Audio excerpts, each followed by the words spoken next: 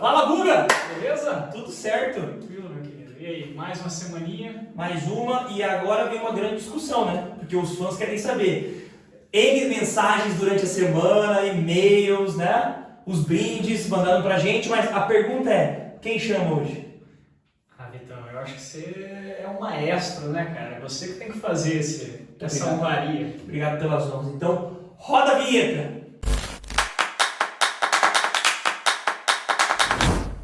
Vitão, essa semana tivemos uns resultados surpreendentes na Champions, cara. A gente teve ali a Inter de Milão vencendo o Milan, que a gente tava torcendo pro Milan aqui, né, na surdina, torcendo pro nosso Milan recuperar aquele status do começo dos anos 2000 ali, de finalista de Champions. Bateu na trave, né, o time não jogou bem, principalmente o primeiro jogo. Como é que foi essa partida aí? O que você achou? O que acha que dá para fazer desse Milan? Precisa de reforço? Precisa. O Milan, ele conseguiu essa vaga numa semifinal de Champions na raça, né, Guga? Tudo bem, tem alguns jogadores muito bons, o próprio Rafael Leão, né? O próprio Tonali, que é uma das promessas italianas, apesar que já está numa idade já intermediária, né? Mas a gente tem algumas promessas desse Milan, porém o Milan precisa de robustez. Está na hora de fazer o Milan trazer jogadores que somem para o Milan. O Milan acabou, nesses 17 anos que ele ficou fora de um holofote, de um campeonato europeu, ele acabou virando um exportador de jogadores. Na última temporada ele fez grandes jogos, ele acabou vendendo as suas principais peças-chave, uma delas acabou indo para o Barcelona, e então assim, ele acabou virando um time formador. E hoje, quando você olha grandes jogadores, grandes nomes, o Milan não consegue mais trazer essas peças, né? Então está na hora de olhar um pouquinho para isso. Em contrapartida, a Inter de Milão, apesar dos pesares, tem algumas peças-chave, jogadores que poderiam jogar, né, de titulares em times como o Real Madrid, Manchester City, como é o caso do Lukaku, como é o caso do Lautaro Martinez. Então, assim, a Inter de Milão veio como favorita para essa disputa, mas aquele lado da chave, sinceramente, não era Milan nem Inter de Milão os favoritos a chegarem para fazer um jogo desse, né? Era para ser o Napoli. Provavelmente o Napoli. O Milan, eu acho que ele se perdeu um pouco, Vitão, porque o primeiro jogo acabou jogando sem a principal peça que você citou, que é o Rafael Leão, né? Encontrou muita dificuldade para explorar as laterais da Inter de Milão e sofreu demais, porque o Rafael Leão tem uma função importante dentro do time também, que vai muito além de defender, de atacar, né? Ele tem essa função defensiva também, de acompanhar os jogadores para tentar essa retomada de bola. Essa saída em velocidade acaba deixando o adversário um pouco preocupado também, não tão livre em campo, né? E você citou uma outra peça importante que o Milan perdeu da última temporada para essa, que é o Kessié, né, que foi comprado pelo Barcelona. Perfeito. E, poxa, é nítido que o time do Milan tem essa deficiência na saída de bola. E ele era esse motor, ele era esse cara que criava o volante, né? Exatamente. O tradicional número 8. Exato. Que nem um Paulinho, assim, né? Do Milan. Então, brincadeiras à parte aí, a Inter de Milão jogou muito bem, impôs o jogo, não deu chance para o Milan, tanto no primeiro quanto no segundo jogo. Né? O primeiro jogo ainda foi até mais surpreendente a intensidade. Matou o jogo. Em 5 minutos fez 2 gols, né? Acabou com o Milan ali, qualquer reação que o Milan pudesse ter. E destaque para o Lautaro Martinez, campeão da Copa do Mundo com a Argentina, que finalizou a conta ali e fez o gol, inclusive um bonito gol do Lautaro contra o Milan nessa segunda partida da volta aí, né? Perfeito. A gente comentou isso em off, né, durante as partidas, que a Champions foi muito competitiva esse ano, foi muito legal ver times cujo elenco não era milionário, por assim dizer, mas times que chegaram aonde chegaram, como foi o caso da Inter Milan, como é o caso da Inter de Milão, o próprio Napoli, os clubes italianos que surpreenderam nessa Champions. Mas não tem como a gente não falar do outro lado da chave, do jogo de Real Madrid e Manchester City, que foi uma final antecipada. Tá? A gente comentava, e sem falar sobre torcida, mas a gente comentava que, pelo que o Napoli demonstrou no campeonato italiano, pelo elenco que tinha, pela forma com que vinha jogando, seria um time que poderia levar dificuldades para o Real Madrid ou para o Manchester City. Mas da forma com que o City dominou essa segunda partida contra o Real Madrid e da forma com que o Napoli acabou saindo da Champions, agora é comentar que o grande favorito ao título é o City e a Inter de Milão chega como uma coadjuvante nessa final. Pode dar um trabalho porque é jogo único, né, Vitão? Mas eu, sinceramente, não acredito que a Inter de Milão tenha time para enfrentar o Manchester City e muito provavelmente a gente vai ver o primeiro título do Manchester City dessa Champions aí, né? Possível, grande chance, grande chance. A Inter de Milão vai atacar, né? Porque é o que eles sabem fazer, porque o coração do time é o Lautaro com parceria com o Lukaku. Então, assim, o Guardiola, obviamente, vai olhar para esse jogo para dificultar, né, para ter essa marcação bem forte no meio-campo, para dificultar essa bola de chegar nos dois. Porque se chegar nos dois é mortal. A Inter de Milão tem um ataque muito forte, tem o Lukaku, tem o Lautaro e tem também o Dzeko, que jogou no Wolfsburg, né, da Alemanha, perdão. Fez uma excelente campanha, um excelente campeonato alemão pelo Wolfsburg. Depois passou pela Roma, inclusive. Passou pela Roma, inclusive. Então, assim, tem atacantes muito fortes, tem alguns meias de criação muito bons também, apesar da lesão do Mkhitaryan, né, que provavelmente vai tirá-lo desse jogo da volta. Mas ainda acho que não vai conseguir fazer frente ao Manchester City. Machucar o City. Você vê, só para de informação aqui para o pessoal, o Manchester City enfiou 4-0 em ninguém menos que o Real Madrid. Foram gols de Bernardo Silva, fez 2, Akanji teria feito o terceiro, mas aí fica aquela dúvida se foi o gol contra o Militão. Para mim foi gol contra o Militão, porque o Akanji desviou a bola para trás, o Militão que pôs ela para mim foi contra também. A bola não ia depois que ela bate no Akanji, ela não ia em direção ao gol. Eu não gosto de tirar o mérito do atacante, né? Porque o zagueiro, querendo ou não, ele não tá ali para fazer... Você gosta de dar o mérito pro zagueiro. Não, mas é que nesse caso específico, a trajetória da bola desviou muito ali. Se não fosse o Militão, talvez nem no gol ela iria. Agora, se não fosse o Militão, fosse o Maguire, tava definido que era gol do Maguire, né? Gol do Maguire, fica pegando o pé do coitado do Maguire. E o último gol, outro campeão do mundo com a Argentina, Julián Álvares, que anotou ali um belo gol também, um bonito gol já nos acréscimos, 91 minutos de jogo, se não me engano. Anotou o 4-0 para o Manchester City, fechou 5-1 no agregado contra o Real, Vitão. Eu vejo que o Real Madrid, e não é desmerecendo o Manchester City, tá? A gente trouxe várias vezes o corpo tático, a forma com que o City joga, a forma com que o Guardiola estuda cada adversário, e isso tem que ser dado mérito. Porém, o Real Madrid poderia ter entregue mais. O Real Madrid poderia ter entregue mais. O City fez um jogo assim, bem discrepante, foi muito estudado, e você vê isso na forma com que o City jogou, só que o Real foi abaixo da média. Não dá para falar que os dois times jogaram bem, e daí o City fez 4-0. Não, o City conseguiu fazer os 4-0, jogando muito bem, só que o Real Madrid não foi o Real Madrid. E a mídia está comentando bastante isso, inclusive a forma com que o Walker marcou o Vinícius Júnior, e ele trouxe isso depois a público falando, que ele falou bem assim, existe uma particularidade, uma forma de você marcar o Vinícius Júnior. A forma de você ganhar o Vinícius Júnior é na força. Você não vai ganhar na questão de velocidade, você dificilmente vai ganhar na questão de habilidade, porque é um jogador habilidoso, porém você tem que usar a força. E fica muito nítido isso nos lances em que o Walker ganha vantagem do Vinícius Júnior. Quando o Vinícius Júnior dá um tapa na bola para correr em velocidade, o Walker imediatamente ele se posiciona à frente do Vinícius Júnior e segura ele bloqueando como se fosse um futsal. Como se fosse um pivô, ele segura a corrida do Vinícius Júnior e no tempo dele, apesar que o Walker é um rápido jogador, é um lateral muito rápido, mas ele vai segurando o Vinícius Júnior até ele sempre retomar a bola. Então você vê que o City estudou demais o Real Madrid. É interessante trazer algumas curiosidades sobre esse confronto, Vitão. Você falou que o Real Madrid estava abaixo do seu padrão, né?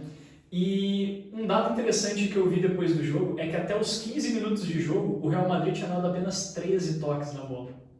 Até os 15 minutos de jogo. poxa, para um time do nível do Real Madrid, treinado Um toque por minuto, olha lá. talvez pelo futuro treinador da seleção, né? Sem dúvida nenhuma, um dos maiores treinadores de todos os tempos. Que inclusive o Henry já, né? O Henry falou que parece que tem uma perninha lá. O Henry deu uma entrevista falando que parece que o Ancelotti está com uma perninha com a CBF. A gente tá na torcida aqui, né, então, só nos anos torcida. E falando de técnico, talvez uma outra curiosidade acerca do outro confronto da Champions, que é o treinador da Inter de Milão. Para quem não sabe, Simone Inzaghi. É irmão do Pippo Inzaghi, que fez muito sucesso no Milan, algumas controvérsias, que não gostam do jogador, mas querendo ou não, foi campeão pelo Milan, foi campeão pela seleção italiana, um grande um simbólico, talvez, um emblemático centroavante italiano. Ele era raçudo, o Inzaghi era raçudo. O Inzaghi é a definição de raçudo, porque a habilidade, né? É o Henrique Dourado italiano. Calma, nem o Inzaghi, né? Então, Europa League também tivemos confrontos muito bons, né?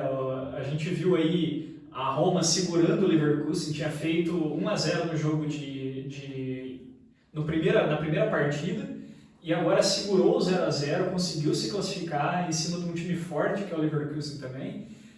E do outro lado da chave, o Sevilla fez mais um jogo mostrando quem que é o maior campeão da Europa League, né? E uma virada sensacional para cima da Juventus. Foi um jogo muito interessante, porque a Juventus tomou muita pressão do Sevilla. Apesar do jogo ter terminado empatado, foi para a prorrogação para ser decidido. A Juventus tomou pressão do Sevilla, até pelo fato do Sevilla ter jogado na Espanha. E era incrível que a imprensa ela mostrava muito a torcida do Sevilla, a forma com que eles apoiavam, porque é o campeonato do Sevilla, a Euroleague, né? A gente trouxe isso várias vezes, é o maior time campeão da Euroleague, sabe jogar esse campeonato, briga por rebaixamento na Espanha, mas é incrível que entra num campeonato, num torneio mata-mata e resolve. O Sevilla talvez seja o grande campeão e talvez seja o grande favorito também, né, Vitor? Você acha que a Roma tem mais chance de ganhar essa final aí? Bom, no nosso palpite de meses atrás, nós trazíamos a Roma, porque a Roma com o Mourinho encaixou, está muito bem treinada, está jogando muito bem, e a gente falava que a Roma chegaria na final e possivelmente campeã, pelo momento, né, pelo conjunto da ópera, pelo conjunto do momento, né? Agora, o jogo entre Roma e Leverkusen representou também uma questão de mestre e pupilo quase ali, né? Porque foi José Mourinho pela Roma e Xabi Alonso pelo Leverkusen. Então, o Xabi Alonso teve um grande desenvolvimento na carreira como jogador nas mãos do Mourinho. E assim, o Leverkusen também estava com um elenco muito redondo, se recuperou no campeonato alemão com a chegada do Xabi Alonso. Então, eu vejo que pode ser que seja muito prepotente da minha parte falar isso, mas a final estava muito bem encaixada entre Roma e Leverkusen do que Sevilla e Juventus. São grandes times, são grandes clubes, Sevilla e Juventus, fizeram um grande jogo, mas eu ainda acho que o time da Roma está mais encaixado do que o do Sevilla. A camisa não vai pesar nessa decisão, então. Aí vamos ver, né? Com relação à questão de camisa, eu já não falo mais nada. Não pesou em Milan e Inter, né? Não. Poderíamos ter um grande confronto, Real Madrid, 14 vezes campeão da Champions, disputando contra o Milan. Segundo maior campeão da história. Com 7 títulos. Ancelotti de um lado, Maldini do outro. Ia ser fantástico, mas não. E Istambul ainda, hein? Isso. Em Istambul. Que quem é milanista sabe que Istambul tem um valor simbólico no coração. Então, não é do nosso parâmetro aqui, não está no nosso padrão de comentário, mas já que está chegando na fase final, Conference League, a terceira divisão da Europa. Um campeonato criado recente, né? Não faz muito tempo que criaram. É um campeonato já para os times de terceira faixa dos seus campeonatos nacionais. O eliminado. Exatamente, porque nós vemos classificação para Champions, classificação para a Euroleague e agora tem a Conference League. Mas foi um campeonato que teve o seu valor, né, Guga, do decorrer do processo. E acho que pela primeira vez está chegando alguns times mais fortes nessa final, né? De novo, você tem E que são tradicionais no futebol europeu como todo, na história do futebol Com europeu. certeza.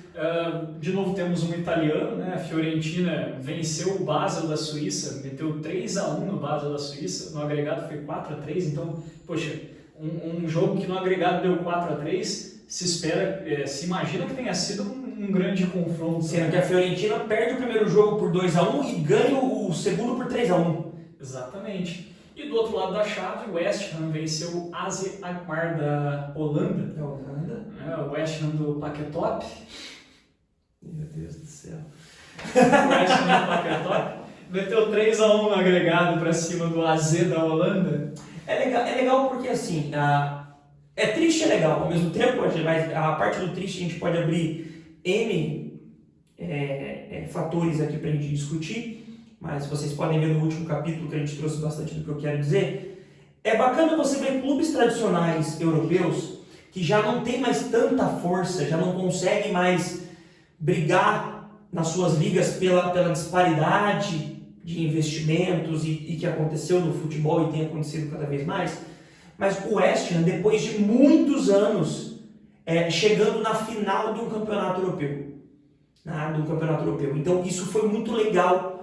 Os torcedores emocionados. Então a Conference League ela está trazendo esse sabor de alguns clubes que são clubes tradicionais, que são clubes que existem bastante torcedores até fora dos países que torcem para esses clubes, podendo ver eles almejarem esse título, né? Então ver a Fiorentina, que é um clube tradicionalíssimo na Itália, só que já vinha há alguns anos peleando ali, com o Arthur Cabral, artilheiro da Fiorentina, jogador brasileiro, atacante de alto padrão mesmo, e do outro lado o West Ham, né, que também está ali na Premier League, está no meio da tabela, mas num campeonato como esse fez bons jogos, então é um campeonato muito legal de assistir, é divertido de você assistir. E o Arthur Cabral, você citou, fez o gol nessa última partida contra o Basel, não comemorou porque o primeiro clube dele quando saiu do Brasil da Europa foi o Basel, né? Então mostrou o respeito ali pelo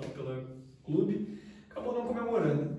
Vitão, dessa Conference League aí, quem você acha, entre Fiorentina e West Ham, quem você acha que será o grande campeão? Fiorentina, eu vou de Fiorentina. É legal isso, a gente vê que, poxa, Fiorentina representando a Itália na Conference League, Roma representando a Europa e o Inter de Milão representando na Champions. Tudo isso e faz 4 Copas do Mundo que a Itália não apresenta um futebol decente. Em algumas delas nem classificou. A gente entra numa discussão que a gente trouxe aqui nos outros capítulos também, logo no retorno de viagem, inclusive, que os italianos eles estão sentindo já bastante isso, né? Torcedores da nossa geração, eles trazem o quê?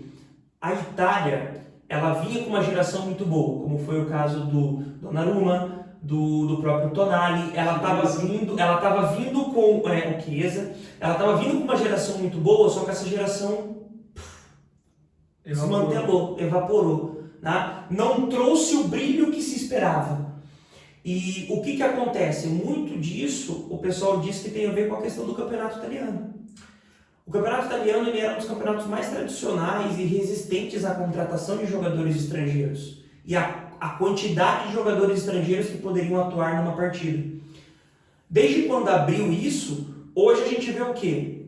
Dos principais clubes do campeonato italiano, só 20% do elenco é formado por jogadores italianos. O restante é jogadores estrangeiros. Então, assim, ao mesmo tempo que a gente vê os times italianos despontando nos campeonatos europeus, voltando a ter um bom futebol, como a gente já trouxe aqui, por que isso? Quando a gente olha para o elenco, a gente vê que começou a tornar mais internacional os elencos. E você vê, é uma curiosidade até, que você me fez lembrar agora, a própria Inter de Milão, ela surgiu para abraçar jogadores de fora da Itália. E a última vez que a Inter de Milão foi campeã da Champions League, ela não tinha nenhum italiano no elenco. Perfeito. O elenco dela era todo composto por jogadores estrangeiros, né? Então, assim, a gente vê que essa... Os titulares, né? Os titulares. Os titulares, né? A gente vê que essa miscigenação no futebol ali, essa mistura de culturas no futebol, acaba fazendo o futebol só evoluir. E é mais um ponto favorável, a gente volta a bater na tecla de um treinador estrangeiro na nossa seleção brasileira. Com certeza, é legal, porque o mundo todo aprendeu. Quando a gente vai para um cenário competitivo, quando você é campeão por muito tempo, você está com visibilidade. É natural que quem vai querer ganhar de você vai estudar você e vai se adaptar ao seu estilo de jogo. Então, quando a gente fala do Brasil, hoje, na roda do boteco, vamos colocar assim, muita gente fala o quê?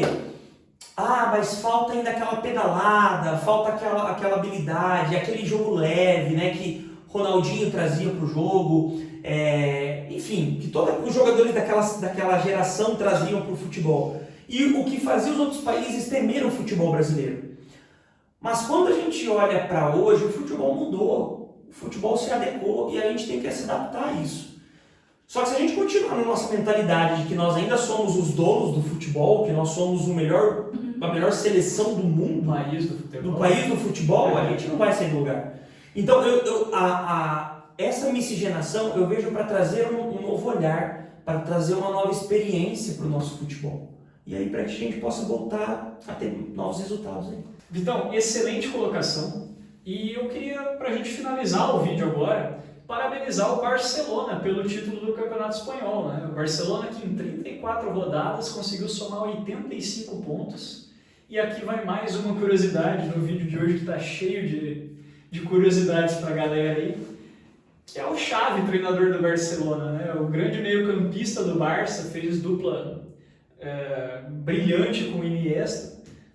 É o treinador do Barcelona, também discípulo do Guardiola, e conquistando aí um título importante para o Barcelona. Né?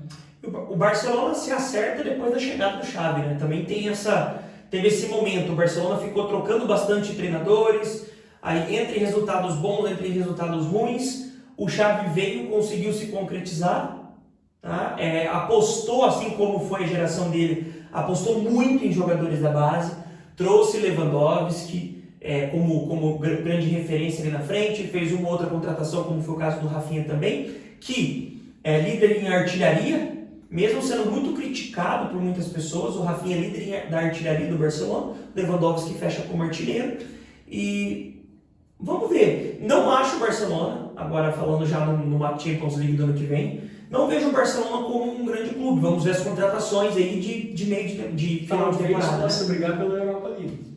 Talvez, mas ainda vejo que para o Barcelona poder voltar para os holofotes, a brigar com o City, a brigar com o próprio Real Madrid, apesar que os clássicos foram bem acirrados, eu vejo que o Barcelona vai ter que contratar algumas coisas pontuais. Precisaria de algumas peças. Né? Exatamente. Foi até curioso que eles chegaram a cogitar a venda do Rafinha e o Xavi bancou o jogador. Exatamente. O Xavi chamou a diretoria e falou, não, deixa ele aqui que ele é peça importante. Exatamente. Houve, né? Porque aqui para nós chegava muita notícia do Rafinha bravo porque tinha sido substituído pelo Xavi, porque não tinha jogado, mas o Xavi sempre em entrevista trazia, é o momento, é o jogo, vamos se adequar, calma, dá tudo no seu tempo.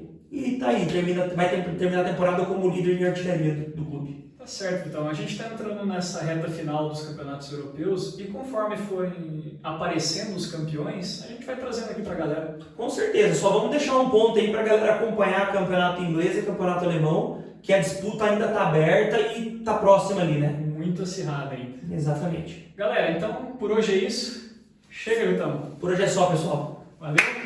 Comentem, inscrevam-se aqui no botãozinho de inscrever aqui. Curta, compartilhe com seus amigos. Assista comendo uma pipoca com os amigos também, com a namorada, com a esposa, ou ao contrário, com o esposo, com o namorado.